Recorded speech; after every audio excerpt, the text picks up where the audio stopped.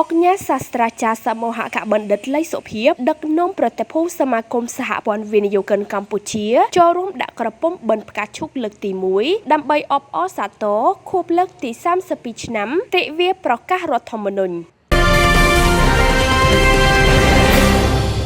នំពេញអុកញ៉ាសាស្ត្រាចារ្យសមោហកបណ្ឌិតលីសុភាពប្រធានសមាគមសហព័ន្ធវិនិយោគិនកម្ពុជានាព្រឹកថ្ងៃទី24ខែកញ្ញាឆ្នាំ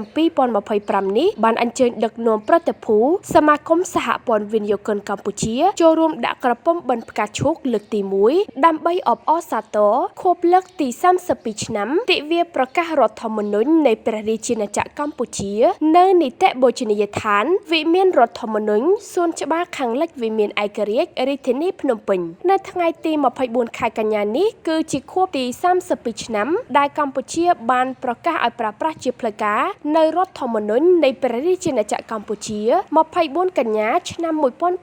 1993ដល់ថ្ងៃទី24ខែកញ្ញាឆ្នាំ2025ផ្ដើមចេញពីកិច្ចព្រមព្រៀងសន្តិភាពទីក្រុងប៉ារីសនៅថ្ងៃទី23ខែតុលាឆ្នាំ1991ស្ដីពីដំណោះស្រាយរួមបញ្ចប់នៅវិបត្តិកម្ពុជាជាប្រវត្តិសាស្ត្រដែលបន្ទាប់មកនៅថ្ងៃទី23ដល់ថ្ងៃទី28ខែឧសភាប្រទេសកម្ពុជាបានរៀបចំការបោះឆ្នោតជាលើកដំបូងក្រោមការឧបត្ថម្ភគាំទ្រពីអង្គការសហប្រជាជាតិអ៊ុនតាក្រោយពីការបោះឆ្នោតរួចមករដ្ឋធម្មនុញ្ញជាតិក៏ត្រូវបានបង្កើតឡើងជាប្រវត្តិសាស្ត្រនៅក្នុងឆ្នាំ1993ផងដែរនៅថ្ងៃទី24ខែកញ្ញាឆ្នាំ